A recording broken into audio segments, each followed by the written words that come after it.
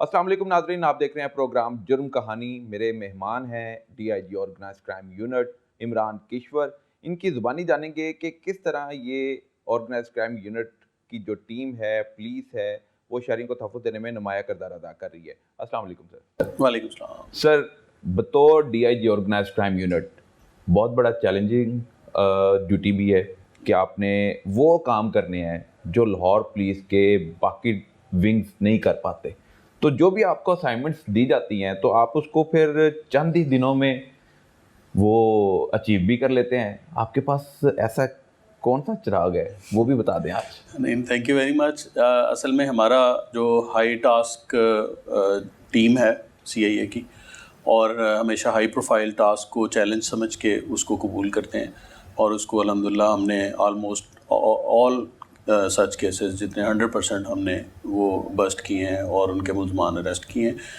उसमें एक ही चीज़ होती है कि कोई भी काम जो है वो प्रोफेशनली अगर आप उसको लेंगे, और परसिस्टेंस ये बड़ी इंपॉर्टेंट चीज़ है कि आप मुस्तकिल मिजाजी के साथ छोटे छोटे पीसेस ऑफ एविडेंस को लेके आप क्राइम को डिटेक्ट करते हैं। Detection is an art crime का, और वो शौक़ से होती है और वो दिलजमी से होती है। और टीम आपकी अच्छी होनी चाहिए जिसमें एक्सपीरियंस भी हो, पास्ट का एक्सपीरियंस हो क्राइम डिटेक्शन का, और उसके बाद उनकी डेडिकेशन टू ड्यूटी भी हो।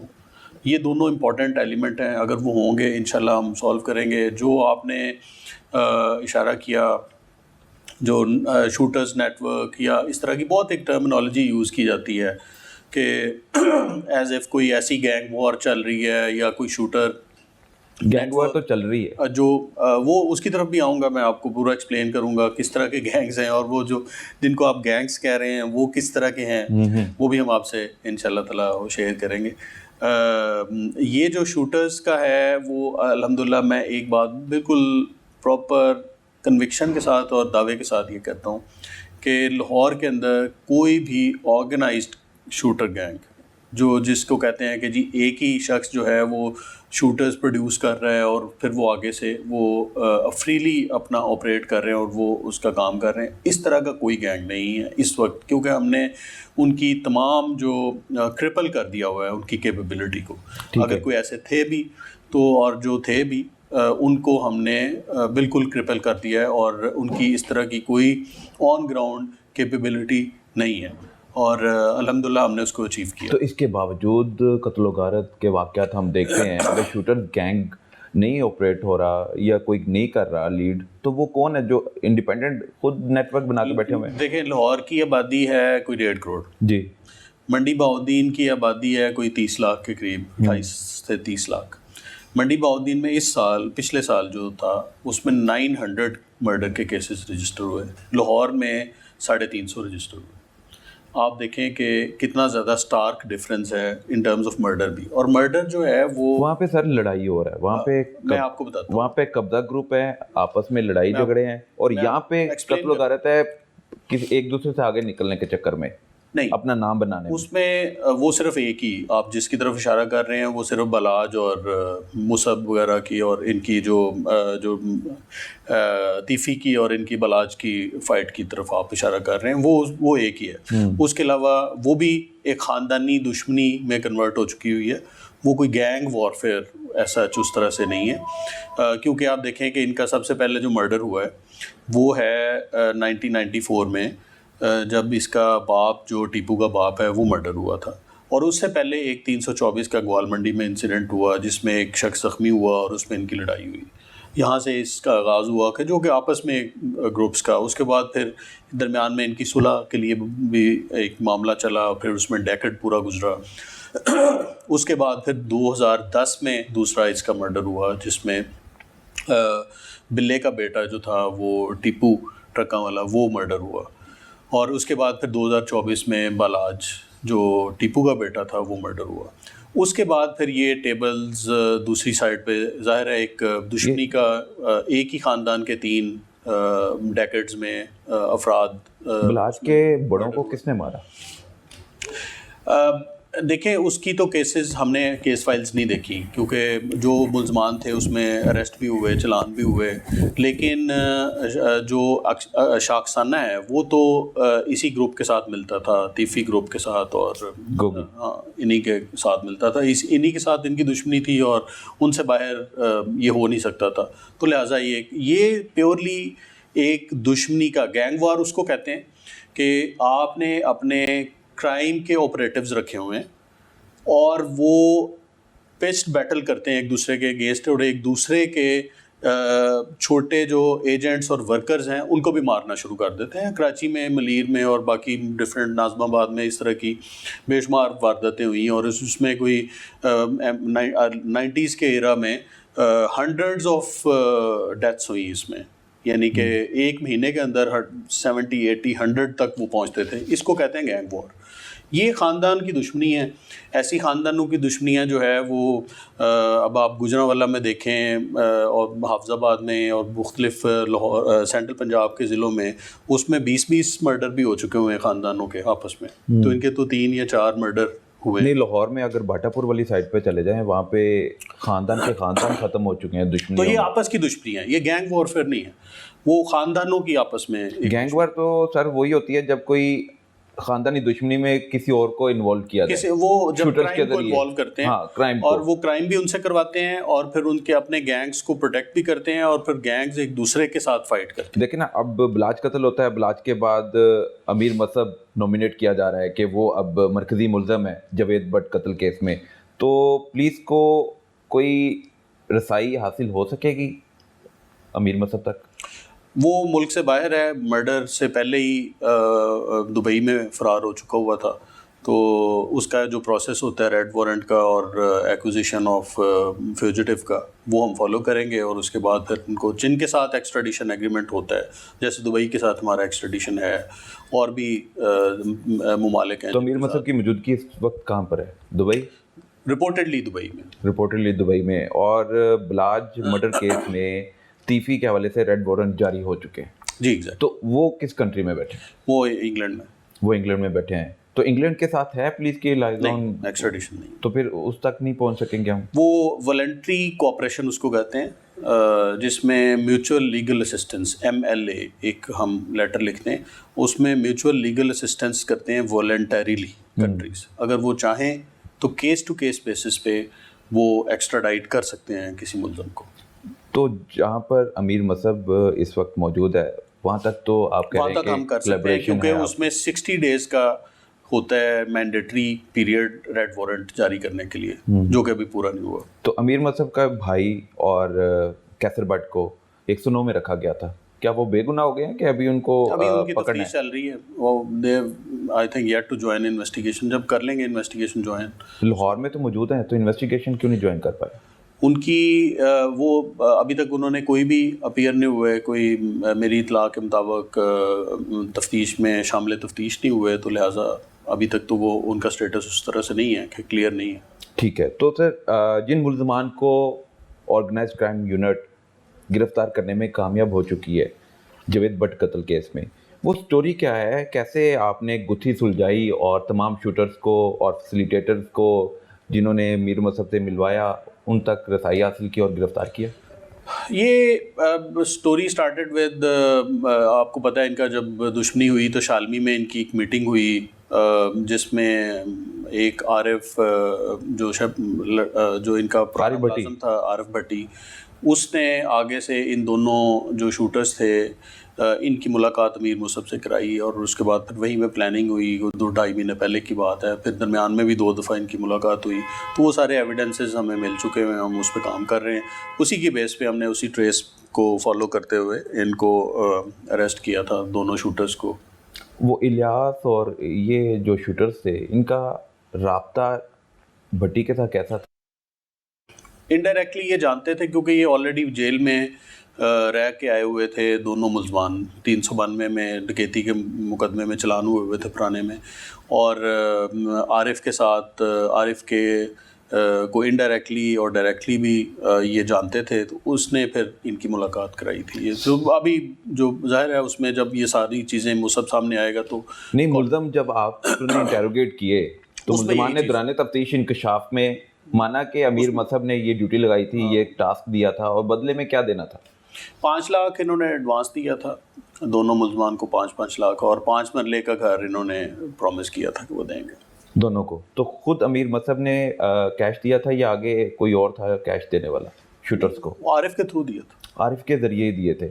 تو ان کے تو سٹیٹمنٹ بھی آتی رہی اس کی فتح کی بھی اور مصعب کی بھی, ویڈیو میسیجز کہ ہمارے ساتھ ظلم و زیادتی ہو رہی ہے, ہمیں جھوٹا مقدمے میں پھنسایا جا رہا ہے. تو اب جو قاتل ہیں, جو شوٹرز ہیں, انہوں نے تو دوران تفتیش آپ کے سامنے, آپ کی ٹیم کے سامنے انکشاف کر دیا, اعتراف بھی کر لیا ہے کہ انہوں نے قتل بھی کیا ہے اور ان کے کہنے پہ کیا امیر مصعب کے.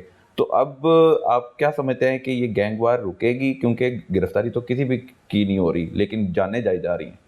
ملک سے باہر بیٹھے ہوئے ہیں, تو جب اریسٹ ہوں گے تو ہم ان کو پروسیکیوٹ کریں گے اور اس میں ہیوی شیورٹیز میں ان کو باؤنڈ ڈاؤن بھی کریں گے. جو لا اویلیبل ہوگا اس کے مطابق ہم ان کو پریونٹیو ایکشن بھی ان کا لیں گے, اور پریونٹیو ایکشن ساری جو فیملیز میں ہمیں لگے گا کہ ان کے خلاف کوئی ایکشن ہونے والا ہے تو ہم کریں گے.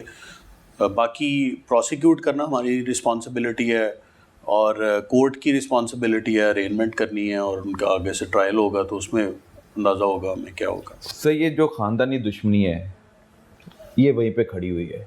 قاتل مرکزی ملزمان ابھی تک پولیس کی گرفت سے دور ہیں, کیا یہ بچ گئے؟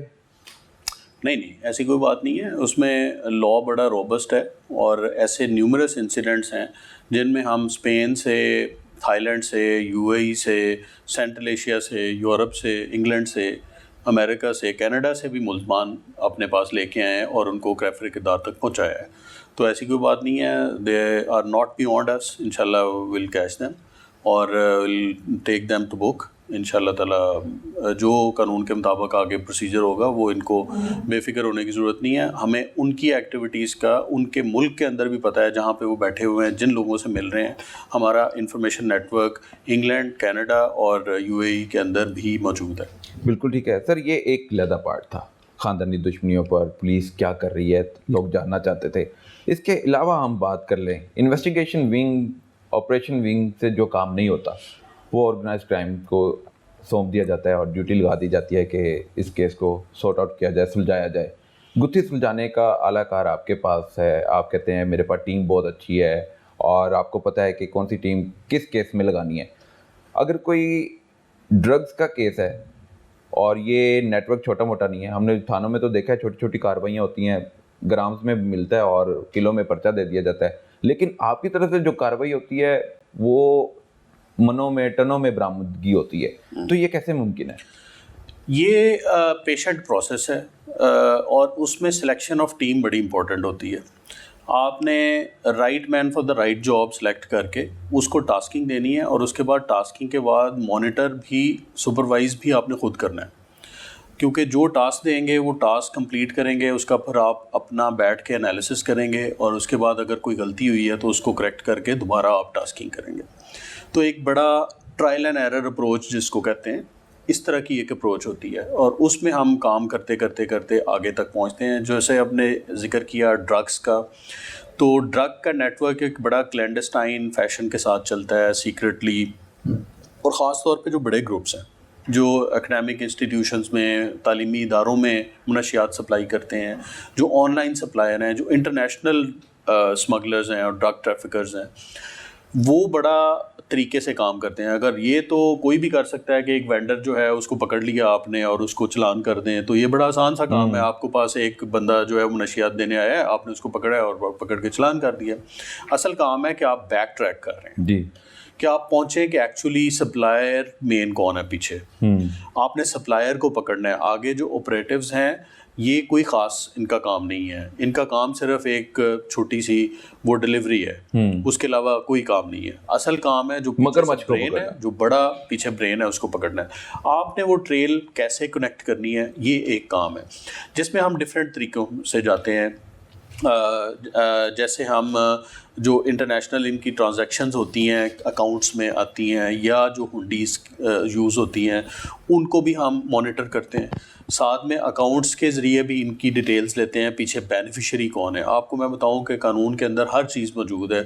15C میں جو بینیفیشری اور جو بندہ سپلائر ہے جو پیچھے رہ کے کام کرتا ہے, خود نہیں کرتا, اس میں بھی گنجائش موجود ہے. 21 جو ایکٹ ہے 9 CNSA کا, اس میں CNSA ایکٹ کا 21 آرٹیکل ہے, سیکشن ہے, اس میں بڑا کلیئرلی لکھا ہوا ہے کہ آپ کسی ایسے شخص کو بھی پروب کر سکتے ہیں جس کے آپ کو سسپیشن ہو کہ اس کی جو پراپرٹی ہے, جو ویلتھ ہے, وہ اس کے پیچھے نارکوٹکس ہے, تو آپ اس کو پروب کر سکتے ہیں. تو ہم ایک تو اکاؤنٹ سائڈ, فائنینشیل سائڈ بھی دیکھتے ہیں, پھر ہم ٹریل دیکھتے ہیں کہ بیک ٹریک کرتے ہوئے کہ آپ نے کس سے خریدی, آپ کا مین سپلائر کون ہے. نمبر 3 ہم ڈیکوائے آپریشنس بھی کرتے ہیں, ہم خود پرچیزز کر کے ان کو پکڑتے ہیں, کیونکہ انفارمیشن آئے تو پھر آپ اس کو, ہاں انفارمیشن آئے تو ہم خود دیکھتے ہیں پرچیز کر کے کتنا بڑا گروپ ہے, کہ یہ ڈرگ پرچیز کرتے ہیں, اور پھر جب ہمیں پتہ لگ جاتا ہے کہ ڈرگس سپلائر ایکچولی پیچھے کون ہے, پھر ہم اس کے پیچھے جاتے ہیں اور ان کو اریسٹ کرتے ہیں. یہ جارڈن گینگ کی آپ کے سامنے مثال ہے. اس کے علاوہ نائجیرینز کا ایک پراپر ہم نے گینگ جو ہے وہ یہاں پہ بسٹ کیا. اس کے علاوہ اسپین اور اٹلی سے جو لے کے آتے تھے منشیات, اسپیڈی گینگ اس کو کہتے ہیں, اسپیڈی ڈرگ گینگ, وہ بھی جارڈن کے پیٹرن پہ ہی کام کر رہا تھا. غیر ملکی تھے یا ملکی؟ وہ اسپینش اور ہیں پاکستانی ایکسپیٹریٹ, لیکن نیشنل اسپینش اور اٹیلین ہے. اچھا, تو ان کو بھی ہم نے اریسٹ کیا. نائجیرینز کا جیسے میں نے آپ کو بتایا وہ, پھر جو منشیات فروش خواتین کو یوز کرتے ہیں ان کو. اس کے علاوہ جو روٹس ان کی بلوچستان اور جو KP میں ہے, ہم نے ان کو بھی پروب کر کے ان کو بھی اریسٹ کیا, اور ان کے پیچھے جو مین برینز اور جو کام کرنے والے سپلائرز تھے ان کو اریسٹ کیا. یہ ایک کانسٹنٹ ایفرٹ ہے جس کو ڈرگ والی سائڈ میں نے آپ کو ایکسپلین کر دی. سر ڈرگس پر بہت سارا کام کیا, لیکن ایک جو میں آپ کی ورکنگ سے متاثر ہوا تھا, ایک ایسی سسپیکٹ تھی جس تک آپ پہنچنے کے لیے کوشش کر رہے ہیں, اور مجھے امید ہے کہ آپ وہاں تک بھی پہنچ جائیں گے. اس نیٹ ورک کو بریک کرنے میں اور کتنا ٹائم ہے؟ خاتون کہاں سے بلونگ کرتی ہے؟ کراچی میں وہ بیسڈ ہے, اور بظاہر وہ ایک ٹک ٹاکر ہے. اتنا ہی میں آپ کو اشارہ دے دیتا ہوں. شیخوپورہ میں بھی اس کی روٹس ہیں, ڈفرینٹ جگہوں سے وہ منشیات جو ہے وہ یہاں پہ سپلائی کر رہی ہے, اور اسکاٹ فری کوشش کر رہی تھی اور چیلنج تھرو کر رہی تھی. ہم we are very close to her, اور اس کے آپریٹرز ہم نے پکڑے ہوئے ہیں. آگے جو ان کے آگے کرندے اور ایجنٹس ہیں جو آگے ڈسٹریبیوٹ کرتے ہیں, وہ ہم نے پکڑے ہوئے ہیں. ہم انشاءاللہ تعالیٰ very soon shall be with CIA, اور اس کے بعد پھر ہم ان کو پورا اس نیٹ ورک کو برسٹ کریں گے. سر یہ چھوٹے چھوٹے کرائم ہیں جو بعد میں بڑے جرم میں ملوث ہونے میں یہ پائے جاتے ہیں, اور خاتون ایک خود رن کر رہی ہے نیٹ ورک کو, یا وہ بھی کسی کا آگے نہیں, جو ان کے مین سپورٹر ہیں وہ ہمیں پتہ لگ گیا ہوا ہے, وہ آگے وہ بھی موجود ہیں. 2-3 میل ممبرس ہیں جو ان کو وہ یہ کر رہے ہیں. سپلائی جو ہے وہ اس کی بھی انٹرنیشنل بھی ہے اور ڈومیسٹک بھی ہے. شوبز انڈسٹری سے جڑے بہت سی اداکارائیں اس منشیات کی لعنت میں ملوث پائی جاتی ہیں, خود پارٹیز بھی کرتی ہیں, اور نشہ بھی وہاں پر آ رہا ہوتا ہے, اور بہت ایکسپینسو نشہ ہے, وہ جان لیوا بھی ثابت ہوتا ہے. اس حوالے سے کیا کہیں گے؟ یہ ایک بہت ہی ڈسٹربنگ ٹرینڈ ہے. پیرنٹس کو بھی اس کو واچ کرنے کی ضرورت ہے. یہ بالکل آپ ٹھیک کہہ رہے ہیں. ایسی ڈانس پارٹیز ارینج کی جاتی ہیں جس میں کوکین جو ہے وہ فروخت کی جاتی تھی. اس کے اندر ہی کوکین جو ہے, اگر آپ cocaine is very costly by the way, مطلب 1 kg کوکین جو ہے کاسٹ اراؤنڈ 3 کروڑ. 3 کروڑ؟ ہاں جی, 1 kg. تو اگر آپ وہی کوکین جو تھی ان کی 1 گرام یا 2 گرامز کی اسمال پیکٹس میں, پارٹی کے اندر لیٹ سے 400 یا 500 لوگ ہیں, یا 250 یا 300 لوگ ہیں, تو 1 گرام بھی اگر آپ ڈسٹریبیوٹ کریں تو آپ مطلب 2 گرام کے حساب سے آپ 1 kg وہاں پہ بیچ دیتے ہیں. تو یہ لوگ یہ کام کرتے تھے کہ 3 کروڑ کی کوکین کو وہاں پہ 5 کروڑ میں بیچ دیتے تھے, اور اوور نائٹ یہ 2 کروڑ کا پروفٹ ہے جو کہ ان کو ایک ڈانس پارٹی سے مل جاتا تھا. اور ایسی ڈانس پارٹیز لاہور کے اندر پہلے جب ہم نے یہ اس نیٹ ورک کے اندر پینیٹریٹ کرنا شروع کیا تو ہمیں یہ ساری چیزیں ریویل ہونا شروع ہوئی، اور یہ ایک مرکز بن چکا تھا اس ڈرگس کا بھی اور گناہ کا بھی۔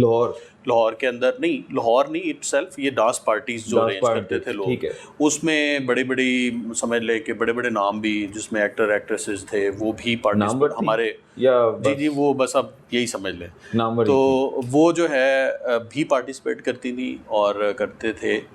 لاہور کے اندر یا کراچی سے یا ڈفرینٹ جگہوں سے، لاہور بھی ہیں، باہر کی بھی ہیں۔ تو وہ اب ہم نے جب سے یہ نیٹ ورک کو بسٹ کیا تو اس وقت سے اس طرح سے اسکاٹ فری جیسے ہوتا تھا کہ پہلے ہی اوپن انویٹیشن دی جاتی تھی کہ یہ فلاں جگہ پہ پارٹی ہے اور آئیں اور وہاں پہ ڈرگس بھی ہوگی اور ڈانس بھی ہوگا، تو یہ وہ نہیں اب ہو رہا، کیونکہ ایک خوف کی ایلیمنٹ ہے کہ CIA از آفٹر اس اور پھر وہ ساری چیزیں چل رہی ہیں، لیکن ایٹ دا سیم ٹائم ہم ان کو واچ کر رہے ہیں، اور I am giving a message to all of them, جو یہ لوگ کام کر رہے ہیں، وی آر آفٹر یو، اور ہم آپ کو یہ ان شاء اللہ تعالیٰ ختم کروائیں گے یہ سوسائٹی سے یہ گناہ کو بھی، اور یہ جو ڈرگس کی جو پرولیفریشن ہماری یوتھ میں جا رہی ہے، ہمارے اسٹوڈنٹس وہاں پہ مس یوز ہو رہے ہیں، وہ ہم ان شاء اللہ تعالیٰ روکیں گے۔ سر پارٹیز میں میں نے بچیوں کو ایک بار جانا ہوا تو صرف انویسٹیگیشن کے طور پہ گئے اور وہاں پہ دیکھا، کیمرہ بھی ساتھ تھا، مجھے کسی نے کہا کہ وہاں پہ پارٹی ہو رہی ہے، جب میں وہاں پہ پارکنگ میں کیمرہ لگاتا ہوں کہ کس طرح یہ آتے ہیں جوائن کرتے ہیں، تو وہ ساری تیاری کر کے آتے تو وہ برے کپڑوں میں، لیکن بعد میں کپڑے اتار دیتے ہیں اور نشے میں اس طرح ڈانس کر رہے ہوتے ہیں، وومٹنگ ہو رہی ہوتی ہے، تو ان کو ان کے گھر والے نہیں دیکھ رہے؟ مین پرائمری رسپانسبلٹی تو پیرنٹس کی ہے کہ بچوں کو واچ کریں کہ ان کی ڈیز اینڈ نائٹس کہاں سپینڈ ہو رہی ہیں، اور دوسرا یہ کہ جو فائنینشیل لبرٹی ہے وہ ایک لمیٹڈ لبرٹی اچھی لگتی ہے۔ اگر آپ گھر سے بچوں کو اس طرح سے پیسے دیں گے اور پوچھیں گے بھی نہیں کہ وہ کہاں پہ سپینڈ کر رہے ہیں، تو وہ کل کو آج آپ دینا بند کر دیں گے تو کل وہ چوری شروع کر دیں گے، کل کوئی اور کرائم شروع کر دیں گے، کیونکہ ان کو تو پیسوں کی عادت پڑ جائے گی۔ تو اس لیے پھر بڑا امپورٹنٹ ہوتا ہے کہ آپ فائنینشیل اٹانومی اتنی دیں جتنی چاہیے، بچوں کو واچ کریں۔ اکیڈیمک انسٹیٹیوشنز جو ہیں ان کو موریلٹی اور ایتھکس کی ٹریننگ بچوں کو دینا امپورٹنٹ ہے، بہت ضروری ہے۔ تو یہ دیکھیں ہمارے پاس جب کیس آتا ہے تو سوسائٹی کی ایک اس صورت میں ہمیں ملتا ہے جب یہ سوسائٹی میں خراب ہو چکے ہوتے ہیں، تو اس سے پہلے اس کو پریونٹیولی دیکھا جائے تو میرا خیال میں وہ زیادہ امپورٹنٹ ہے۔ Preemptive strategy is more important than detective strategy, اور اس کے بعد پھر اس کیس میں ہمیں روکنا زیادہ امپورٹنٹ ہے، پریونشن از مور امپورٹنٹ۔ تو اس لیے پیرنٹ سائڈ، ٹیچر سائڈ اور بچوں کی اپنی اور ایتھکس سائڈ، یہ ساری چیزیں واچ ہوں گی، اور پولیس کے ساتھ اسسٹنس اور پولیس کو انفارمیشن دینے کا ایک سسٹم جو ہے وہ چلے گا ان شاء اللہ تعالیٰ۔ تو ہمارا اپنا بھی پوری اس میں آپ کو دعوے کے ساتھ، کنوکشن کے ساتھ کہتا ہوں، پورے ایمان کے ساتھ کہتا ہوں کہ ہم اس ایول کو، سوشل ایول کو ایلیمینیٹ کرنے کے لیے کوئی کسر نہیں چھوڑیں گے۔ بالکل ٹھیک ہے جی، آپ نے سر کارروائیاں مختلف لاہور شہر میں کی ہیں، ڈرگز مافیا تو بے نقاب کر دیا، بسٹ کر دیا، لیکن ابھی بہت سے نیٹ ورک ابھی بھی موجود ہیں، لیکن آپ ان تک پہنچنے کے لیے بھی آپ کہہ رہے ہیں کہ ہم لک آفٹر کر رہے ہیں ان کو، اور بہت جلد ان کو بھی گرفت میں لے آیا جائے گا۔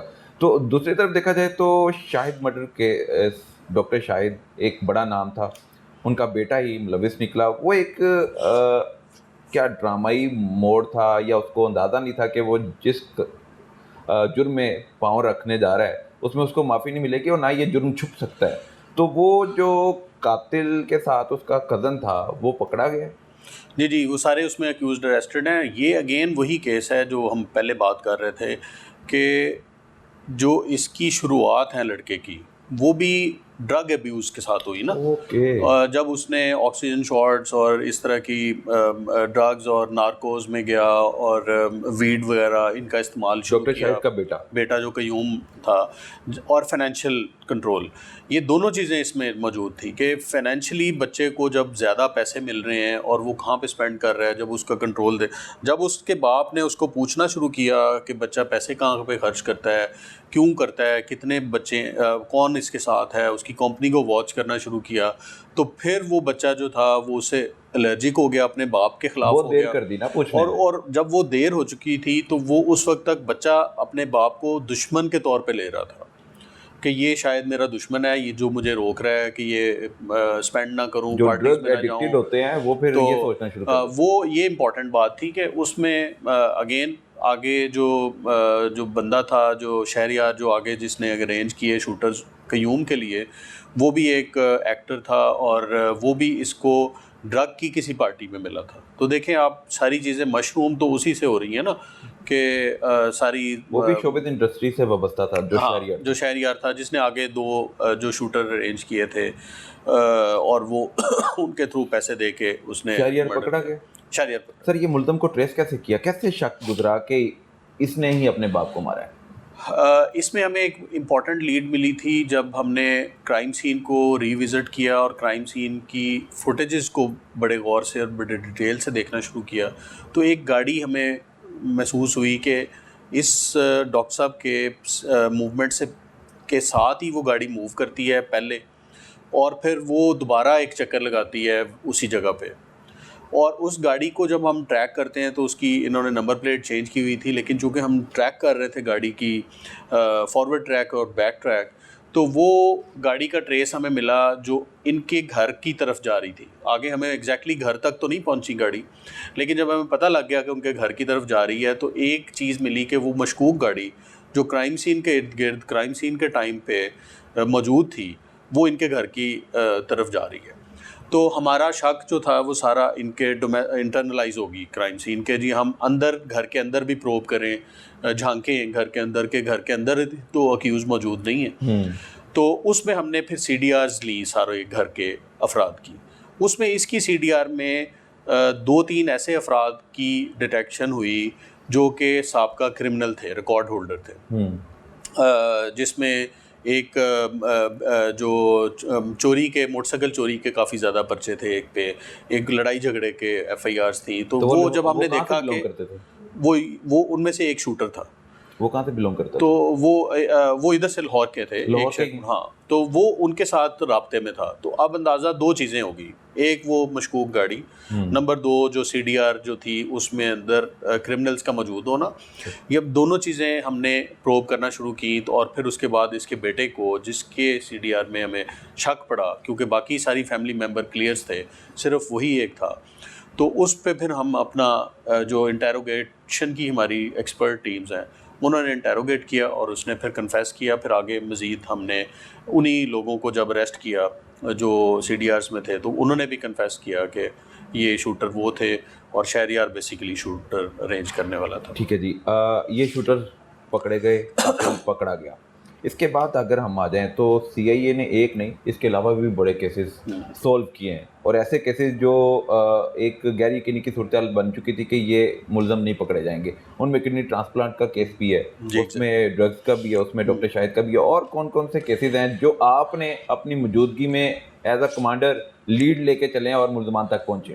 دیکھیں اس میں آپ نے ذکر کیا ہے سب سے جو میرے دل کے قریب ہے, جو جس میں ہمیں جینونلی ایک پیشن کے ساتھ مزہ آیا اس کیس کو ٹریس کرتے ہوئے, تو وہ تھا ٹارگٹ کلرز جو پولیس آفیسر کو ٹارگٹ کر رہا تھا. ہاں, ایک ایسا شوٹر جو نہ صرف پولیس کی کو کوئی فالو کرتا ہے, ان نون پولیس آفیسر کو بندہ فالو کرتا ہے, ان کو پھر ٹارگٹ کر کے شاٹ کرتا ہے, فائر شاٹ کرتا ہے اور اس کو ویڈیو بناتا ہے, اور وہ ویڈیو کہیں اپلوڈ ہوتی ہے اور خراسان ڈائری میں بھی آ جاتی ہے. میں نے ایک سیزن بھی دیکھا ہے سیم سٹوری کا. ہاں, اور وہ ایگزیکٹلی وہ اس کو یعنی لانا چاہ رہا ہے ایک قسم کا, اور وہ ایک ایلیمنٹ آف ٹیرر. دیکھیں ہم نے فیلڈ کے اندر ہی آپریٹ کرنا ہے جی, لوگوں کے اندر رہ کے یہ ڈیوٹیز دینی ہے لا اینڈ آرڈر کی اور کرائم کنٹرول کی. جب اتنا فیئر کا ایلیمنٹ ہوگا تو لوگ یعنی پولیس کے اندر جب فیئر ہوگا تو پبلک آپ سوچیں کہ کتنی سینس آف فیئر میں ہوگا. تو وہ ایک فیئر انسٹل کیا اس نے, ایک پولیس آفیسر کو ٹارگٹ کیا, پھر دوسرے کو ٹارگٹ کیا, پھر تیسرے پولیس آفیسر کو شہید کیا.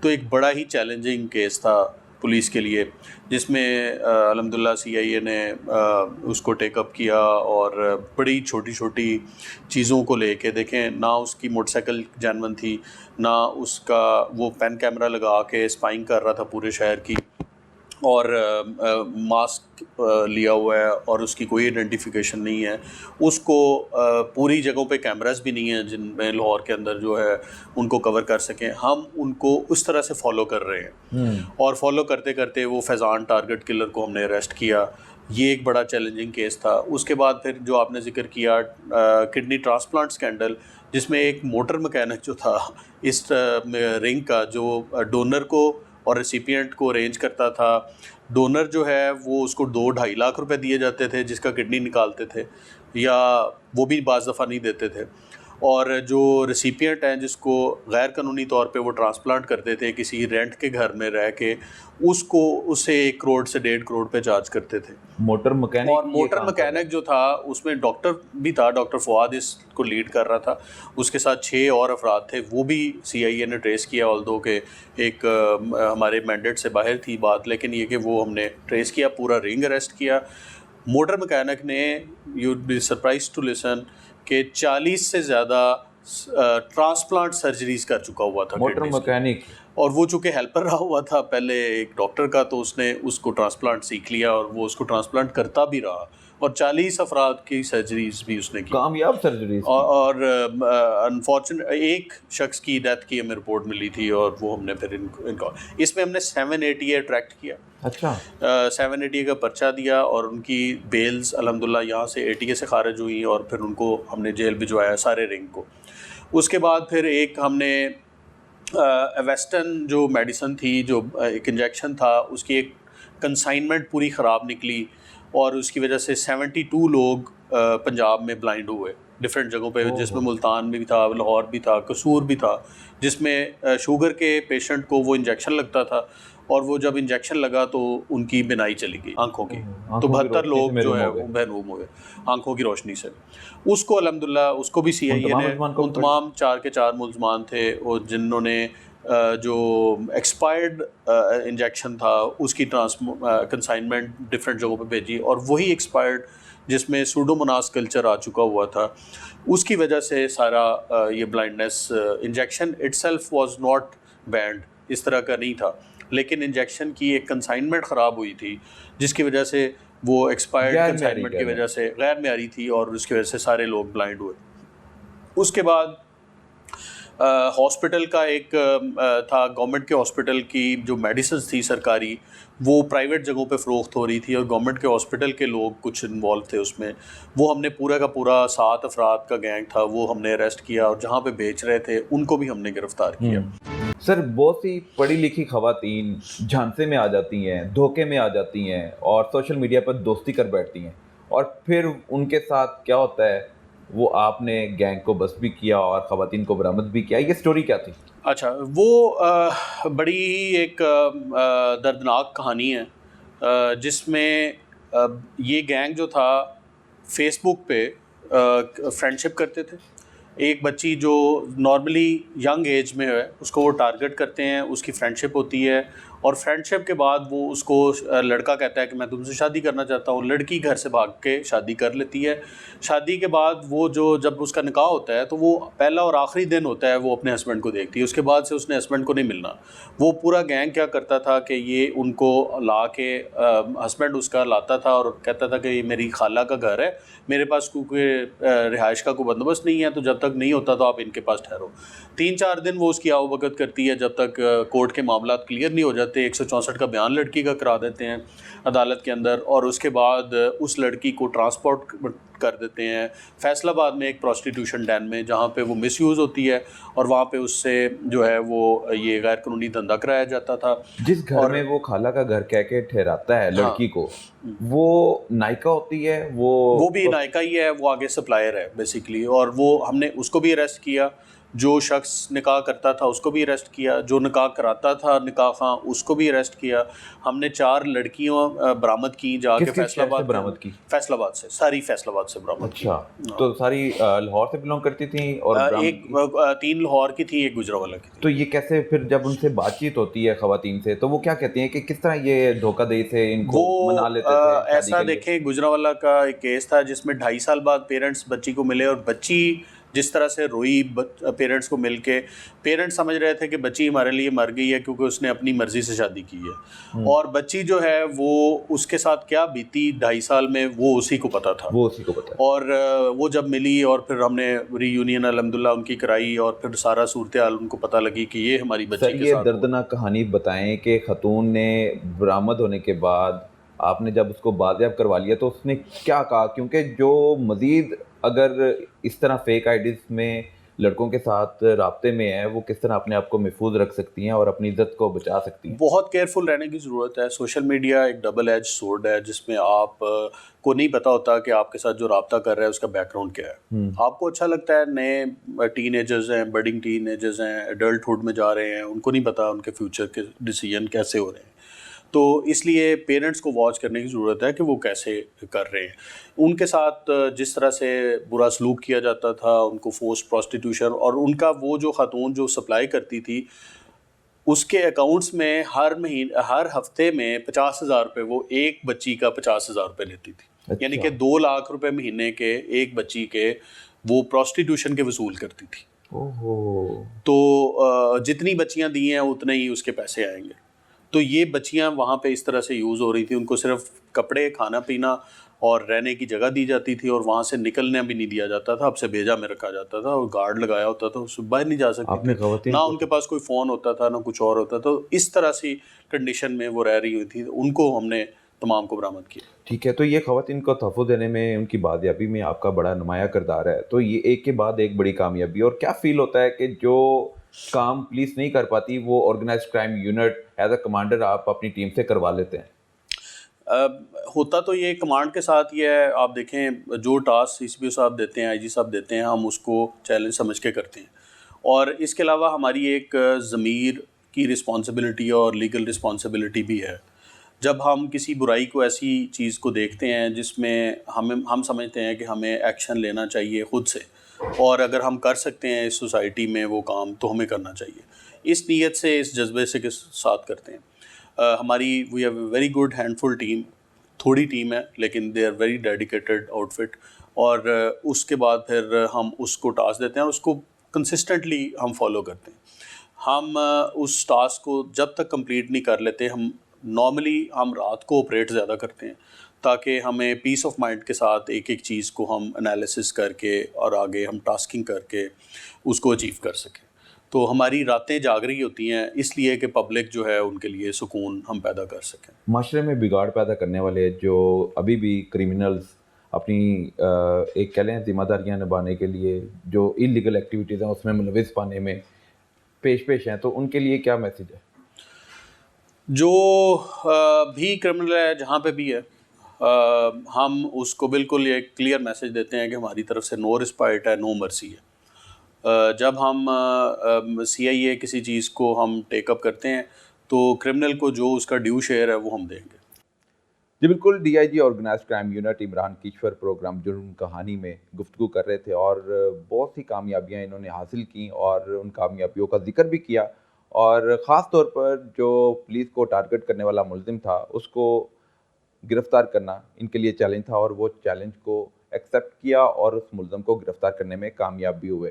اس کے علاوہ اور بھی بہت سی کامیابی تھی, خاص طور پر خواتین کو تحفظ دینے کے حوالے سے بڑا نمایاں کردار ادا کیا, اور شہریوں کو تحفظ دینا پولیس کی اولین ترجیح بھی ہے. اور اگر یہاں پر کمانڈر آپ کا اچھا ہو تو ٹیم بھی کام کرتی ہوئی نظر آتی ہے. اور ہم امید یہی ظاہر کرتے ہیں کہ D I G organised crime unit Imran Kishore خود اپنی زیر نگرانی سرپرستی اپنی ٹیم کے ذریعے شہریوں کو تحفظ دینے میں نمایاں کردار ادا کرتے رہیں. اب تک کے لیے اتنا ہی, اگلے ہفتے پھر ملاقات ہوگی, تب تک کے لیے اجازت دیجیے, اللہ حافظ.